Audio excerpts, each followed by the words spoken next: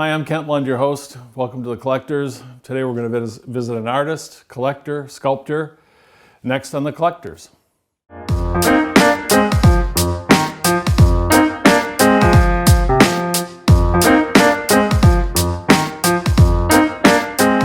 So here we go, Ron Konopka and his collection. Ron, very happy to have you allow us in to see your collection. Thanks so much. It's a real pleasure to meet you. Thank you for coming over to share my collection with everybody. We're happy too, and it's phenomenal. Tell us about your Buick here that you made from scratch. Yeah, this is a one-of-a-kind hand-built Buick that I created. See, my background is when I did this car, I'm working at the General Motors Design Center. I'm in the Buick studio. And I thought one day, wouldn't it be a great idea to do a car from the past? Maybe from the classic era, maybe from the 1930s, mid-1930s. Then I came across a photograph of none other than Joe Louis, and I've got a picture of him up on the wall. Oh, okay. Accepting the car. That was actually Joe Louis's very first car in 1935. He became the world's heavyweight champion in 1937 and held that title of a world heavyweight champion until 1949. But I was intrigued by that side mount four-door sedan look, and I said, I'm going to do this car. And being that I work in clay. But you were working at that time on brand new and future clay designs. We're working on future cars. But now I wanted a departure. I wanted to go back in history, historically, and create a classic car from the 30s. So being now I'm in the studio, I've got access to clay, I've got access to tools and equipment and everything I need to do a clay model. So here's the clay model that I did in the studio. I kept it, I worked on it, I developed it, and I have photographs. I had the studio photographer come in and take progress shots as I'm working on the model to develop the design. And then finally, he even took pictures of me working on the clay. Once the clay was finished, we took and made a mold, a rubber mold, and then we pulled apart, which is right back here. This is a second car, and I developed... This is called pulling apart. Yeah, we pulled it from the mold, and it's just a fiberglass shell. Okay. That's what... From your clay, your chiffon clay model. From the clay, It was pulled from the rubber mold, and that became that. But that's a spare car. Okay. So now, once I completed the details in the car and it was ready for paint, I saw a photograph. It's a car that is in front of a classic home with an old couple in front of it, and it's painted in an almond color. And once I saw that photograph, I said, that's the color I'm going to paint my model. And that's how that ended up being in an almond color. After I completed this job, it was about the mid-1990s, I got inspired to do another project, personal project, one-of-a-kind project. Related to your family. Related to my family. And this project is personally important to me because my grandparents owned that car, which was a 1920 Willys Overland. And I've got a number of photographs of my grandparents in the car. That's them. My grandmother is sitting at the steering wheel. My uncle Ted is in the back seat. I've got other photographs of my grandmother at the steering wheel. And I was so intrigued by these photographs that I said, I've got to do something to preserve the memory of these photographs. And being that I'm a sculptor anyway. Yes, artist, sculptor. I thought that I would do a model of this car. So, but I wanted it to be a little bit more dramatic than the Buick. I wanted it to have size, of course, whatever that is. And I wanted it to have an interior. And so I created it. It's mostly done in wood and plastic. I had somebody else do the wheels. I couldn't do the wheels. Wheels are pretty complicated. And time-consuming. So once I did that and I finished it, I was to my satisfaction. I put it on a little display and created a box for it. Lo and behold, after I finished it, I was so lucky. I'm at a swap meet and I come across a photograph. It's an enlarged photograph. It looks like it's about 24 by 24 in size of my grandparents' car. Of all the photographs to ever come across that I never saw previously and I've never seen since, this is my grandparents' car. I was just absolutely flawed. I couldn't. That looks like it's somewhere in Detroit too. No, Well, no. I think it was done. The plant, the Willys Overland plant, was in Toledo, so I think that was a PR shot that was done in Toledo, and you could see the ladies got the latest fashions from 1920, and that's the story of that car. All right. So this is how you got involved in clay modeling, but not involved, but this is what you've done since you were a modeler and a designer and stylist at General Motors at the time? Yes, it was at General Motors. Right. I've got actually time that I started my career at Chrysler. Okay. And during the turbulent Iacocca years, I lost my job. I transitioned to American Motors for a few years, and then I ended up at General Motors, where I took a retirement in 2001. All right, and we have a whole wall of styling models and color models in another location here. Let's take a look at those. Yes, we're going to go down and take a look at those. Okay. Okay, we just saw what Ron did for himself. Now that was the artist. Now we're going to look at the collector. And Ron, what these vehicles represent? Actual design studio models, correct? These are finalized design models that were done in a design studio. The very first one we'll look at is this one here, which is a Nash. This is a 1939 Nash that was designed for the market. It was very successful in the market. It was designed by quite a famous designer by the name of George Walker, who, after he completed that car, went over to Ford. And he was also instrumental in creating the 1949 through 51 Ford. It was the same body, 49, 50, and 51. And yes, it was. And it was very successful. And very. The reason he came, maybe he was pirated over to Ford because they needed help. They were in trouble. They needed a new look, and they were almost on the verge of bankruptcy. And this car design saved them, really, right? Oh, it did. They were on the verge of bankruptcy, and this was a very successful car.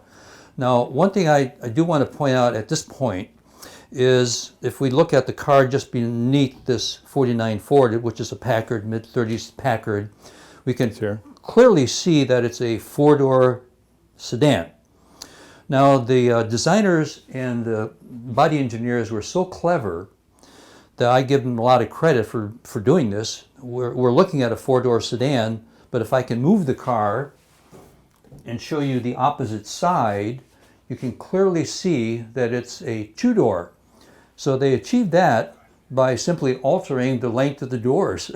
Very clever. In one model. One model. So as the committee and the chief designer came by, they could see it both ways by just walking around it. That we could offer a four-door as well as a two-door. Now, in that particular design. Some body styles did not allow that. For example, this Hudson here had a shorter roof line, which would not allow a four-door sedan to be made from that body. However, the one on the floor, if you can see that, is a four-door proposal because it had a longer roof and allowed for it to be a four-door sedan. And what year were these? These Hudsons that's from early 50s? 47 to the mid-54. Okay. Now we have some other, this one is United States Steel. This was a project that was done for United States Steel. When you first look at it, you kind of laugh because you go, I don't know which way it's going. Which way is it pointed? What's the front end? Which way is it going? It's got a shortened wheelbase, and it was rather strange. It never went anywhere, and you can understand why. Ultimately, I think this led to what became the minivan at Chrysler in 1984 as a first proposal for a multiple purpose vehicle that was very successful. But anyway, this went nowhere, and you can understand why. Now here's a car I call the mystery car because when I found this car at an estate or a garage sale, it was just freshly out of a mold, and it was incomplete. And I had photographs. I've taken photographs of it when it was in a red color. Then I also took photographs of it when I finished it. And what I tried to do was mimic what I thought the designer had in mind as far as a final proposal. And it's quite an interesting looking car. I think it was designed in maybe the 50s. It had to be done in a styling studio because it's very professionally done. It's symmetrical. It's got very turbine-like wheels on it. It's very well done, and I don't think I'll ever find out who did the car, or where it was done, because I found it maybe 25 years ago, and it took a long time for me to finally finish it off. And this happens to a lot of collectors. You find something with no history, no background, no provenance. Sometimes you get cars from people who don't know anything about the model or where they're from or any kind of history. Now, the car beneath that is a Studebaker. Most people can recognize that as a two-door coupe Studebaker from '53. That was a very popular model. It's done in fiberglass. The one beneath it is a Ford convertible with the top up, and that's done in plaster. Most of these models were done in plaster. Some of them were done in fiberglass, but the majority were done in plaster. And depending on what you're talking about, these cars are mostly in 1/8 scale. Hudson and these Ford products here. And Ron, I hope that our audience, people in the audience, have ever even heard the word Studebaker or Hudson related to cars. Let's hope we have a younger audience that gets that. But yes, Hudson Car Company. Yeah. Now, the Hudson Car Company itself, the production plant, was located at Jefferson and Connor, I believe it was. Okay. It's been torn down now. And the last car that they produced was a car in 1954, which is here. It's a four-door sedan. It was built in Detroit at that plant, which was later torn down, and then production was moved to, as it says right here, to Kenosha, Wisconsin. In *54, that was the last year for Hudson. They merged with Nash, establishing American Motors. So that's the story on that. Now, these other shapes are speed shapes that designers did. Ron, explain to me speed shape, what that term means. Speed shapes were shapes that designers would look at to inspire a possible production car. Now, coming up with ideas that they might carry on to real production. Okay. Yeah, back in the 60s, they thought, looking way into the future, perhaps into the year 2000 that we would be driving cars like this. Well, that didn't happen. Clearly, we're not there. Designers also thought in the 60s that we would be driving cars that were powered by turbine jet engines. Well, that didn't happen, and what are we doing today? I wouldn't want to pull up too close to that car. No, you wouldn't, because the heat exhaust. But so today we're looking more exclusively at electric cars. Now, that's right. So these cars in this scale were used at the New York World's Fair display, and I had them actually increased in size, three-dimensional, because I thought the larger size would look a whole lot better. So these are those shapes.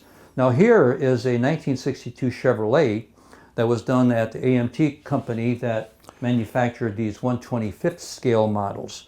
Now when anybody looks at a model like this, they wonder, how did they do it in this scale? Well, they didn't. They did it originally. The Master was done in this larger size because it's easier to do work and get detail when you're working in a larger size. And then what they did was they pantographed it down. They reduced it from that scale to that scale, from 1/10 or 1/8 to that scale. Okay. Now the models I have on the bottom are the one in burgundy is somewhat significant because that was done by Virgil Exner. Ford Motor. Chrysler. Oh, Chrysler. Trying to inspire his designers to come up with a look with perhaps a line that would run across the full length of the car from the front of the car to the rear of the car and maybe end up in a fin of sorts. Well, that became the forward look from '57 through 1960. And the other speed shapes are products that I was able to get from General Motors. So that takes care of that look. And another thing that they would do in a styling area is build models to show and demonstrate colors. Color selection. So we have some of those right here. Ron, tell us about these. Well, these are from Ford Motor? Those are all Ford products. They were done in 1953 and 1954. Now, in 1954, as I quickly mentioned, Hudson merged with Nash, establishing American Motors, and Ford was celebrating their 50th anniversary. Right. They even made a book. I have a book here that is Ford at 50, which features these models in a picture. And we can take a look at it at the picture. In the picture, we have an array of models that are in this scale, in 1/8 scale, painted in a variety of different colors. So what the designers and the managers were looking at were color selections. They wanted to know what colors they could use for the next year's production, and so all three of these are different. This one in the middle is a color that one of the designers was looking at when you look at the photograph. Now the one just beneath that is a station wagon, and this is the only model of a station wagon that I've ever seen anywhere. I've seen these, the two-door coupes, but I've never seen a station wagon. How many of these, Ron, could they make? Well, they were a very limited number. They did quite a large number of these. Because of the 50th anniversary, probably? Because of that. And for the most part, when you see cars like this, these are very rare. These are difficult to get. You'd hardly come across any of them. I usually average getting a model like this, a styling model, once every 4 or 5 years. Yeah. So I've been into this since the 1970s, looking for cars. And every once in a while they turn up. Sometimes they turn up badly damaged, which they have to be repaired. And these are all in very excellent condition. Yeah. But these are items that are basically one-of-a-kind items. Oh, no, I know, yeah. They're not easy to find. No, it's very exciting. That's part of the hunt, is the collection. Oh, it's... Any interesting stories about how one of these was found? A unique way? Well, basically they came from other collectors. Now, okay. I did want to make out point out that this model, this top model, has a pillar, a glass line right here that is angled, and I think at some point they realized they couldn't do that because you'd bump your head, and so they straightened the pillar out here, and they made a little trim difference from here to there, and the molding that runs the length of the body was concave on this proposal, but then they figured, well, let's make it convex because it's more utilitarian. It's good. Well, now, yeah, makes that would sense. Totally Makes protect your sense. car against door dings. Yes, against any door dings. All right. Now we got a really interesting Mercury car that we want to talk about today. Great, let's go there.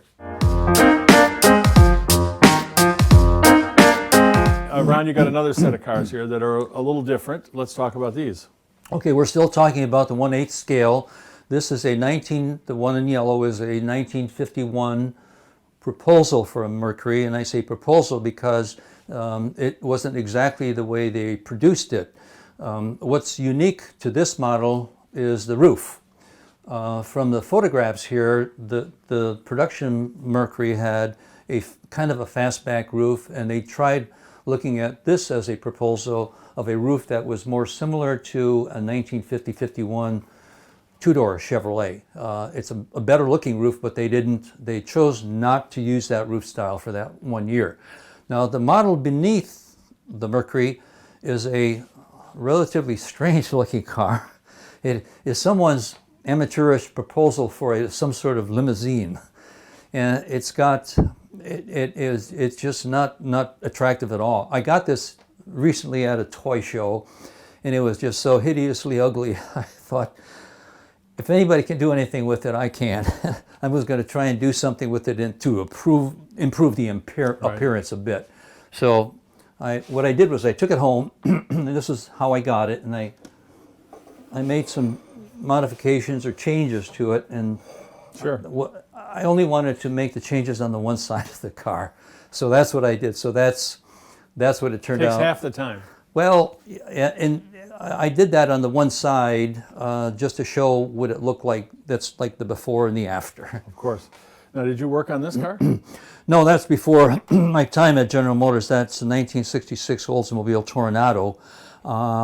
At the time, I was assigned to the Oldsmobile studio, and I was talking to a designer who was the head designer of the studio, and he was part of the design program when they did that car. Okay. And he had one on display in his office, and I just marveled at it. I said, my gosh, I collect model cars, and I would just, I'm so impressed with seeing that car. I remember when it was new, it looked like a spaceship. I went to see it, and I couldn't hardly believe what I was looking at. It was a full-size front-wheel drive car. And he said, well, I was in the studio when they did that. And I said, oh, really? And he said, yes. As a matter of fact, I have a second one underneath my desk. And he pulled this one out, and he gave it to me. And who was chief design in this? Was this Mitchell? Well, he was at that time. That was Mitchell's era. Yeah. Okay. Now, the model beneath it is a model of a 1983, 1984. The 1983 Corvette never happened, but it became a 1984. But this is a clay model I brought home, and 84 Corvette. This is a photograph that was taken of me when I was at Chrysler Highland Park. That picture, I'm working on a turbine car proposal back in 1975. So that was that car. Now, if we can move on, this is a Kaiser that I got from another collector. These models are stylized models of what these cars are, the Aerotech. And again, I was in the Oldsmobile studio, so I had access to some of these models. I was able to take them home. But the car I'd really like to talk about is this 59 Mercury. This is we can actually bring it out and put it on the table. I'd like to bring it out and take a closer look at it. And this is related to the AMT Corporation, is it not? Well, okay. This was at one time the master model for what became, in promotional form, a 125th scale. Now, this car is done in 1/10 scale, and that's what they did at AMT. They did the master model in 1/10 scale, and they pantographed it down to 125th scale, and this was the finished convertible version. Later, in more recent years, they did a 1/18th scale of the two-door, but being that this is a copy of the master model, when I got it, it was fresh from the mold. I got it from a fellow who actually worked on this model back at the time this was being done. And his idea was to do a four-door. You can see clearly it's a four-door. What they actually did in production was the two-door. And they had some justification for wanting to do a four-door, because there were some models, like here's a 59 Chevrolet station wagon four-door, and here's a 59 Chevrolet Impala four-door, and here is an Oldsmobile flat top four-door sedan. So four-doors were quite popular. Really, four-doors are the bread and butter of most car companies, family sedans. Right. But in this car, it was a master model, so it was just barely completed. What happened was, after the master model was done, the fellow who did this model had the idea to propose for management that they do the four-door sedan, and just simply by altering mostly the door lengths. But in this model, you can see the interior. If you can see that at all, it's really just an indication of what the seats would be, right? Yeah, there's a very lack of detail. Once they pantographed it down, it had a lot of seat detail and instrument panel detail, which was lacking in this model because it was just a prototype. And they ended up not doing the four-door. They just did the two-door. And there it is. And there it is. Well, Ron, we've enjoyed being here to see your collection, and there's much more to see, I know. There's more. But for now, we're going to go. Will you come back on our show again? Oh, absolutely. Okay, sure. Then we'll do it's that. a lot of fun for me. Okay, good. We love to hear about this stuff too. Thank you very much. You bet. If you want to contact me about your collection or talk about it, we'd sure love to have you on the show. Just contact me at bctv, thecollectors@gmail.com. Just give me a call. Let's talk about it.